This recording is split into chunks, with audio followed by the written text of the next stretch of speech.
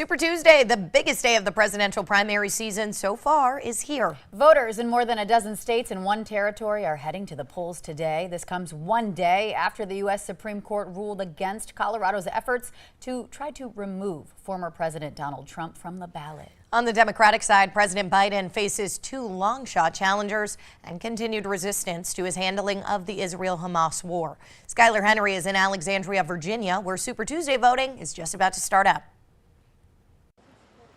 Super Tuesday is here, with hundreds of delegates up for grabs in 15 states and American Samoa. Last night, the GOP frontrunner, former President Donald Trump, swept the North Dakota GOP caucuses. It followed the release of the Supreme Court's unanimous decision, which says states like Colorado cannot disqualify Trump from the ballot. It was a very important decision. I think it will go a long way toward bringing our country together.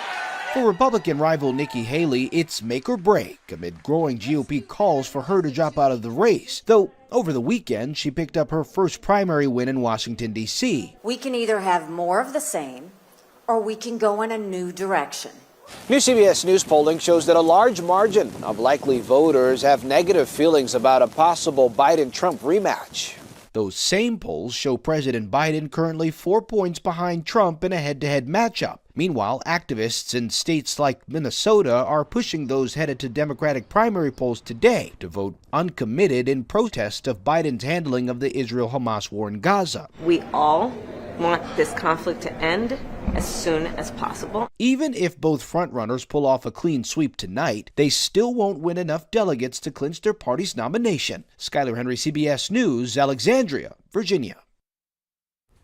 In Minnesota, President Joe Biden, along with his Democratic challengers, including U.S. Representative Dean Phillips, are vying for the state's 75 delegates at stake. President Biden is currently leading with 206 delegates. And over on the Republican side, former President Donald Trump and former UN Ambassador Nikki Haley looking to get the 39 delegates at stake for them. Trump currently leading with 276 delegates. Also on the ballot today in Minnesota are those wanting to represent the Legal Marijuana Now party. The winner of each party's primary will receive delegates to the party's national convention, who will ultimately nominate that party's candidate for the November general election. Now, Minnesota voters are not required to declare party affiliation, which means voters can choose between any one of the three major party ballots for voting. Most polls open in just minutes. We're talking about 7 o'clock this morning. They will close at 8 p.m. Last night, Republican voters in North Dakota had the opportunity to have their voices heard for who should be the next president. The North Dakota Republican caucus happened from 4 to 8 last night. Voters at 12 locations around the state cast their ballots, and former President Donald Trump came out victorious. For some voters in Fargo, they say this was their desired outcome.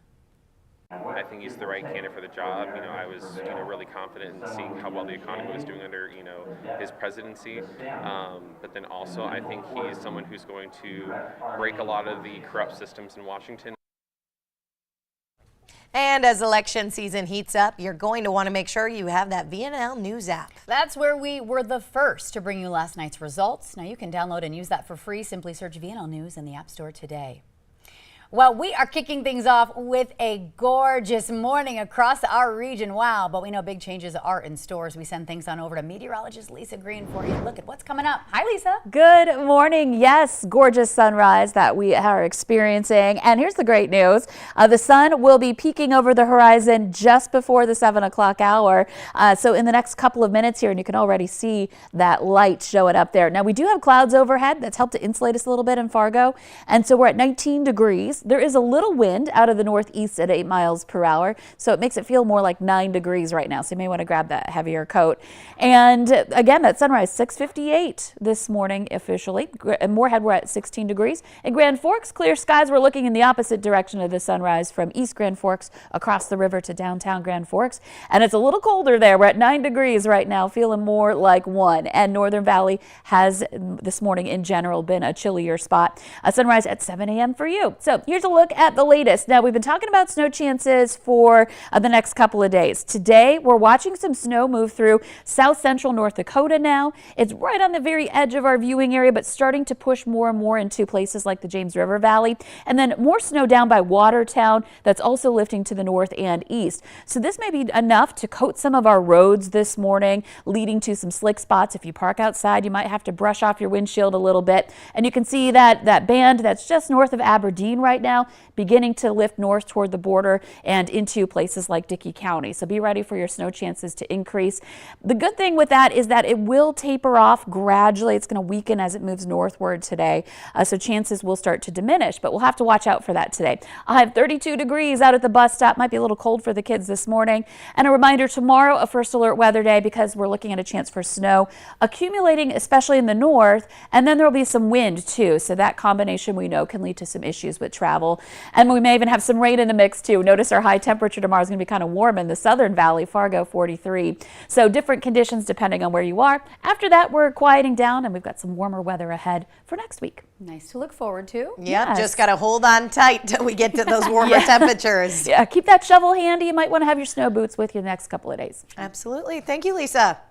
Well, earlier this year, the company that makes Ring doorbell cameras announced that police would no longer have access to your home footage. Locally, police say not much is going to change. You can still offer up your footage if you think it will help solve a crime. But police say they can still access it through a search warrant. But even so, local law enforcement says your privacy matters.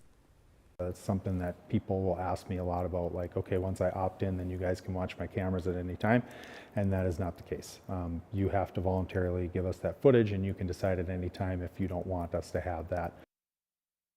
In addition, though, Ring does maintain the right to share footage without user consent under limited circumstances. When they last disclosed this in 2022, they say they had only done it 11 times. In Minnesota, school resource officers are one step closer to being back in the building.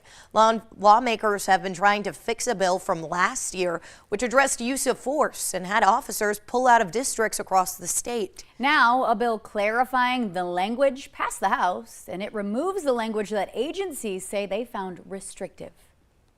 We could have had this done before our students even went back to school. But we're happy to be here now, looking forward to the time on the House floor in just a short period of time where we can actually get a correction to this error. And the bill now heads to the Senate. Meanwhile, we're proud to report that with your help, we were able to raise 537,000 airline miles during North Dakota's Make-A-Wish Miles for Smiles drive. Woo! These miles will help send children in our area on trips of a lifetime. And get this, these are just the miles that were donated locally. We're still waiting to hear back on national numbers. Wow, a big thank you to everyone's donation. A quick reminder, daylight saving time happening this week. On Sunday at 2 a.m. is when clocks will be springing forward 1 hour. Experts say if you want to do yourself a favor, try to go to bed a little earlier this week. Clocks will switch back on November 3rd, excuse me.